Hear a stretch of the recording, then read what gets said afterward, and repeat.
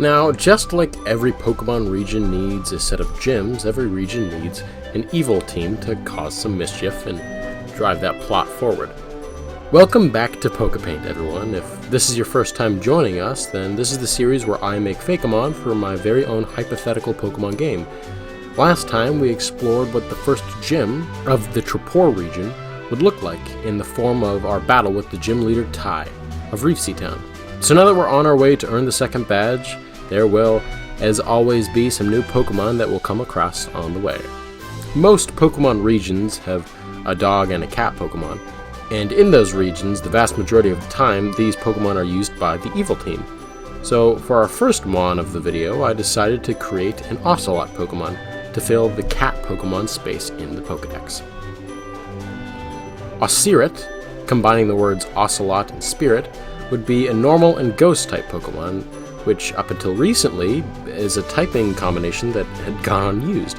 So the funny thing is that I came up with this idea for this Pokemon when I was plotting out the series back in like September, because believe it or not, I pretty much have the whole thing planned out at this point, with some small spaces left open for improvisation.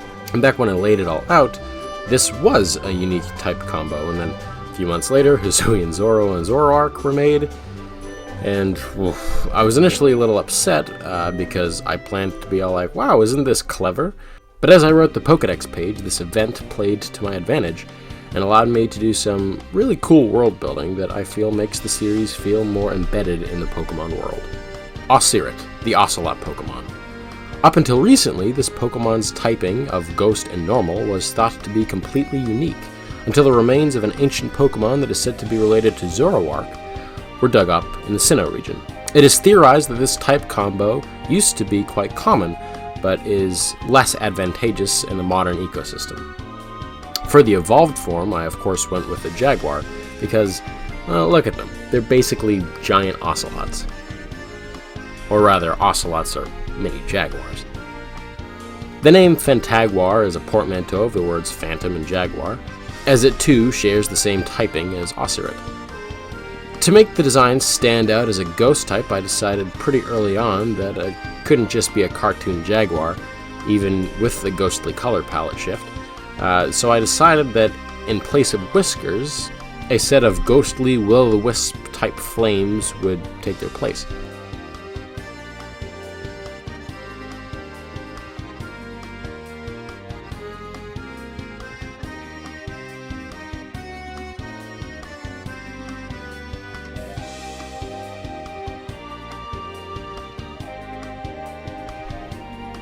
Fantaguar, the phantom Pokemon in the evolved form of Ocirit. They can be seen from a distance by their ghostly flames. They use these to attract less weary Pokemon for prey. They can be quite dangerous as they are so solitary. So this next idea has been kind of done to death in the community, I've found out, but I thought that I'd throw my hat in the ring and make a 3-stage dog Pokemon that starts out as a Chihuahua, but then becomes a Chupacabra. Chupacabra are not strictly a legend in the BVI, the place that this region is based on, but due to its proximity to South and Central America, I take a lot of inspiration from animals and culture and history from that part of the world for this region. Chihuahua, though a simple name, was fairly difficult to come up with a design with. In fact, all of the Pokemon in this video were. Halfway through, I scrapped my original design and tweaked it mainly in the pose to better convey its feisty personality.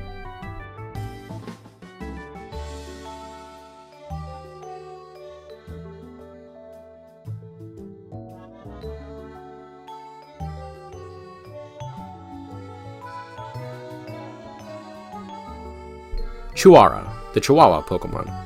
These Pokemon are very popular as pets. However, no one really knows why. Although yes, they are small and can do little real damage to people, they are famously ill-tempered. This in turn means that when this Pokemon evolves and becomes strong enough to become frightening, many people opt to release their Pokemon in fear, leading to the wicked stray problem in many of the rural and urban areas of Trapor. The evolved form, Kyogre, has 3 inspirations. The first of these are stray dogs, as they're sadly quite common in this part of the world. and the other two are coyotes and maned wolves. All three of these are animals that are reportedly often mistaken for chupacabras. With this design, I started to develop some skeletal imagery to display the starving chupacabra inspiration, without getting too dark.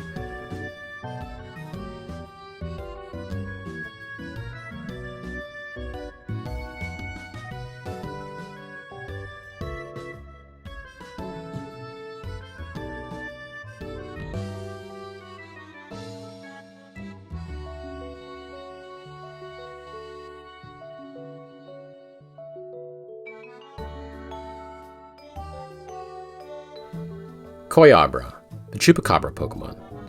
Because of their large mane, they are often mistaken for their evolved forms. They have become more mellow in their solidarity, and are often found outside of population centers. They like to chase farm Pokemon.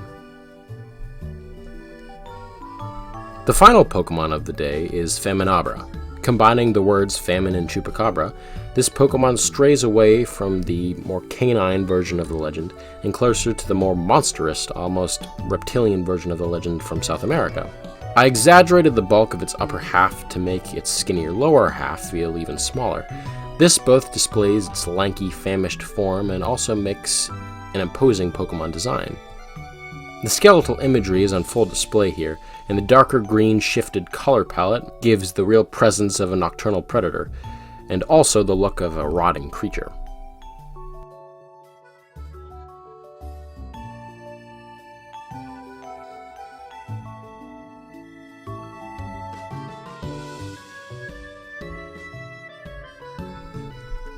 Faminabra, the chupacabra Pokemon. These Pokemon were once part of a well-known legend in native villages of Trapor. They were given a name that translates to go-goat sucker, because of their propensity to steal and presumably eat livestock. In the modern day, however, with more study on the species, their true nature has been brought to light. They are mischievous and unpredictable, but they are also quite affectionate to their trainers, and as such not harmful to people or Pokemon. There was a program that sprouted up in recent years in many of Trapor's cities, where trainers get together and take in abandoned Faminabra to give them a better life. Well, that's a pretty happy ending for our 5 newest Troporian Pokemon. So now that we have the evil team Pokemon, we need to draw the evil team itself in the form of its grunts. This evil team will be called Team C. I know it's a simple name, but they often are. And they will be based on pirates, as the Caribbean, where the BVI is located, is kind of synonymous with them at this point. I know that Team Agua are pirates already, but it makes sense for the storyline later on, for these guys to be pirates. Except for the color palette of red and black, there's not really much to say here. They're pretty simple designs that hopefully stray away from the goofier side of modern evil teams and back into the more evil side of the evil teams.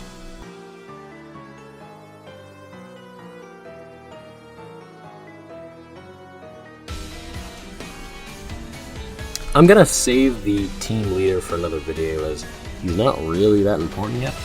And also this video is probably getting pretty long. And at this point, we really need to move on with our journey. Leaving Reef Sea Town, we step out onto Route 2, a long winding route that displays 2 different types of ecosystems, one on either end. On the western edge, near Reef Sea Town, the path winds through a dense jungle where Pokemon like Probedo, Wurmpa, Beedrill, Spinarak, Ocerat, and in rare cases, Heracross can be found. As the route goes on, however, it winds behind a mountain and becomes arid, and the Pokemon here that can be found include Maractus, Scorpy, and Chuara.